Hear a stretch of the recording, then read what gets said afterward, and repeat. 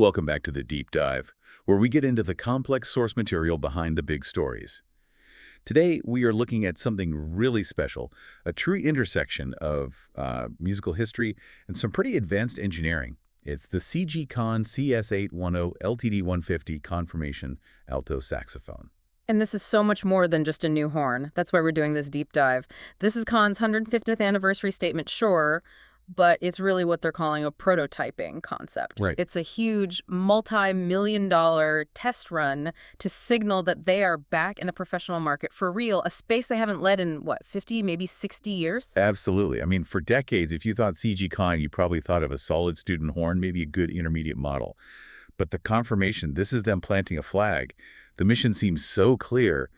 Bring back that legendary room-filling American sound. And this is the key. Do it with the kind of perfect intonation and slick ergonomics that a 21st century musician just expects. The stakes feel incredibly high here. They are. Look, for the better part of a century, the pro sax market has been totally dominated by one philosophy: the focused, centered French sound. This horn is the first really serious, well-funded attempt to say, hang on a second, that American way of thinking is still valid. And we can deliver it without all the old ergonomic headaches. Exactly. And before we unpack the engineering, we have to talk about this little piece of intrigue, the thing that makes it feel like a collector's item from day one. The bell engraving says it's a run of 150 units for the anniversary. Right. But only 40 were actually made. So what's with the production puzzle? Okay, let's unpack this. That little bit of wonkiness, as our sources call it, is the whole strategy. It's brilliant, really. The serial number suggests a big, prestigious series of 150. But the reality of only 40 horns, that tells you it was a hyper-controlled public beta test. So the other 110 don't even exist. Conn admitted it. They just don't exist. This run of 40 was designed for maximum buzz, to test the market and recoup some of that heavy R&D cost before they commit to a full production model. It's manufactured scarcity on top of genuine innovation. That makes perfect sense. So let's set the stage. What is this American sound they're trying to resurrect?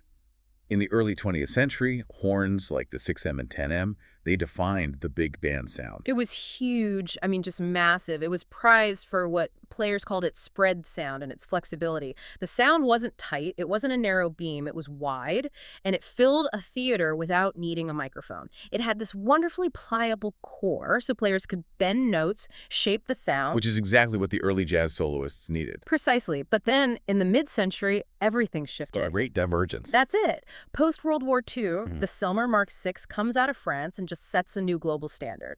And the French sound was the total opposite. It was focused, resistant, centered. It had this incredible precision that studio engineers just loved. And suddenly, that big, wild American horn felt almost clumsy. So Conn's dominance just evaporated. It really did. So the goal with the Confirmation is to bring back that old big band character, that huge sound, but give it the reliability of a modern horn. Exactly. The sound had to come back, but they had to kill the old usability problems. I mean, vintage Conns sound glorious, but they were infamous for their clunky mechanics. The left-hand pinky cluster. The finger twister. Any player who grew up on a modern Selmer or a Yanagisawa would just find it impossible. The Confirmation promises that massive sound, but with keys that feel right under your fingers. Okay, so they fix the finger issues, but none of it matters if the sound isn't there. Let's talk acoustic DNA. The sources call it the complex large bore taper. For those of us who aren't engineers, how does that shape create the sound? It's all about how fast the cone of the saxophone gets wider. A modern French-style horn has a more cylindrical taper. It sort of compresses and focuses the air naturally. So for you at home, if the French horn is like a tight, intense spotlight? That's a perfect analogy. Then this Conn bore, the American philosophy, is a huge wide-angle floodlight. The taper is a parabolic cone that expands way more rapidly, and what that does is it just slashes the acoustic resistance. So the player doesn't have to push as hard. Not at all. Yeah. The result is a horn that is just exceptionally free-blowing. It feels massive, but it's also effortless. That's a very rare combination. Okay, now this is where I think it gets really fascinating. The material itself. The horn is made from something called American Bach brass. Wait, Bach is in the trumpets, the world-class trumpets. What's the connection? Isn't that great? It really leans into the Made in America story. Both Conn and Bach are under the Conn-Selmer umbrella now, both with roots in Elkhart, Indiana, so they leverage that shared history. The body, the bell, the neck. It's all made from the same proprietary alloy they use for the bells of the Vincent Bach Stradivarius trumpets. Wow. So you're not just getting a saxophone, you're getting the resonant DNA of a legendary trumpet bell. Exactly, and that specific alloy, the copper content, the tempering process, that's what gives this horn its vibrant ringing response. It helps it project without breaking up, even when you're playing at full volume. And they didn't stop there. There's this mysterious proprietary process called consonic. Musicians always talk about having to break in a new pro horn for weeks, sometimes months. What does this do? It's basically a modern shortcut to that broken-in feeling. The exact details are a trade secret, of course, Right. but it's understood to be some kind of molecular-level annealing or a vibrational treatment. It essentially simulates years of being played. So it gets rid of that new horn tightness. Yes, that stiff, resistant feeling that so many players complain about with a brand new horn. The consonic process means it has maximum resonance right out of the box. The sound is immediately warm, colorful, robust. You don't have to fight it. Incredible attention to detail. But if the sound is vintage, the mechanics feel like they're from the future. They got rid of the old, heavy mechanisms, the microtuners, the heavy ribbed construction, and went with a lighter single post-to-body build.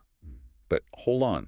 If you reduce the weight and go to single posts, doesn't that make the instrument less sturdy, less durable than the old ribbed horns? That is the critical question, and that's where the true innovation is. Yes, typically, less mass can mean less strength, but by getting that weight off the body, you let the tube vibrate much more freely. Which maximizes that resonance they worked so hard to build in. Exactly. So they had a problem. How do you get the strength back without adding weight and damping the sound? And how do they solve it? They turned to algorithmic design. This is the showstopper, the generative bell brace. It's this nickel-silver brace connecting the bell to the body, and it was developed with engineers at the University of Notre Dame using something called algorithmic topology optimization. Okay, that sounds like pure engineering jargon. Break that down for us. What does topology optimization actually mean? It means they let a computer design the perfect structure. They gave the algorithm a set of rules. Achieve maximum stiffness, connect these two exact points. And, this is the important part, use the absolute minimum amount of material possible. The algorithm basically mimics how nature works, like in bone or a tree branch, and it calculates the perfect placement for every single bit of metal. And the result is that amazing, almost butterfly wing-looking lattice structure. Right. It has no extra metal, so it doesn't dampen the vibration at all, but it's incredibly strong. It stops the bell from twisting. It is a stunning piece of 21st century engineering solving a centuries-old problem. You see this technology in aerospace, not usually a musical instrument. That is just incredible. But they did keep one classic mechanical feature, the true rolled tone holes. That's a signature of the old Conns. Is that just for looks? Not at all. It's a perfect blend of vintage craft and modern function. A rolled tone hole is when the rim of the tone hole is drawn out from the body and then literally rolled over. Which matters because it creates a broader, smoother surface for the pad to sit on. The Confirmation uses these really nice Pisoni Pro pads, and that rolled rim gives them a much better air seal. So better response, and the pads last longer. Exactly. It's a small, traditional detail with a very real modern benefit. Let's shift to the visuals. This horn just screams 1930s American cool, and that is completely on purpose. The finish is called heat-fused aged natural brass. It's the look of a vintage horn without the downsides. A lot of players love that matte, industrial look of raw, unlacquered brass, but raw brass oxidizes. It gets green, that verdigris stuff, and it can stain your clothes, irritate your skin. I'm sure every player listening who's had an unlacquered horn is nodding their head right now. Oh yeah, that green stain on a white shirt. A rite of passage we could all do without. Exactly. This finish solves it. You get that beautiful aged look, but because it's heat-fused, it's sealed, the metal is stable, it's protected. And the engraving really finishes that look. It's pure Art Deco, sharp geometric lines. It's a very aggressive choice compared to the fancy floral patterns you see on, say, a Selmer Supreme. It's an aesthetic statement. And the final touches really seal its jazz pedigree. You've got these retro-modern wire key guards, which nod to the old 6M models, but the biggest statement is what comes in the case. The mouthpiece. The mouthpiece. It ships with a hand-finished Brilhart Ebelin mouthpiece. And this is absolutely not your standard throwaway stock piece. So why is that specific model so important for American jazz? The Brilhart Abelin is synonymous with the golden age of bebop. It was the choice of legends like Charlie Parker, Gene Ammons. By including a pro-level piece like this, Conn is telling you exactly what this horn is for. They're establishing its place in that lineage. You're ready to play straight-ahead jazz right out of the case. Okay, let's talk brass tacks. Price. This horn is listed around $6,999. That puts it right at the top of the market, competing head-to-head with the Sommer Supreme, the Yanagisawa WO series. What's Conn's value proposition there? It comes down to one word: character. The competition, generally, aims for a kind of universal neutrality, a great horn that can play anything. The Confirmation is not trying to be a universal horn. It is targeting a very specific player, the one who wants that huge, distinctive vintage sound, the sound of history, but needs the perfect intonation and reliability of a brand new $7,000 instrument. So it's a premium product for a very specific taste. The very targeted one, yes. Which brings us back to that scarcity strategy. Why go through all the trouble of developing this generative brace, the Bach brass, this new bore, just to make 40 of them? It confirms that prototyping concept we started with.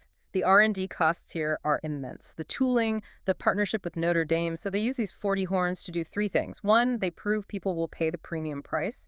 Two, they generate maximum buzz through scarcity. And three, they get critical feedback from the best players in the world. So this whole release is the ultimate market test. It's a corporate pinky swear, as the sources say, to the industry that Conn is serious. It tells the world, we didn't just slap a logo on an existing design. We built a flagship from the ground up.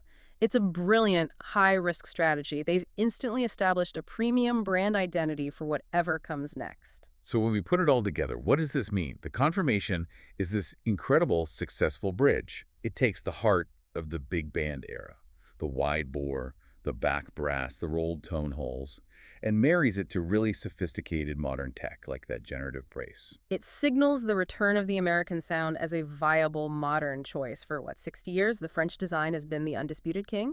The Confirmation proves there's a premium alternative again. The field just got bigger, and that's good for every musician. The American sound is back, and it's sharper, faster, and more rigid than ever before. And this raises a fascinating question for you to think about, one that goes way beyond just musical instruments. Confirmation used cutting-edge algorithmic design, that topology optimization from Notre Dame, to perfectly recreate an acoustic profile we thought was lost to history. So if that level of algorithmic engineering can resurrect and even perfect the American sound, what other lost sounds or other kinds of traditional specialized craftsmanship, whether it's in woodworking or ceramics or textiles, what else can be brought back and perfected for the modern world using these same digital tools? That's something for you to mull over.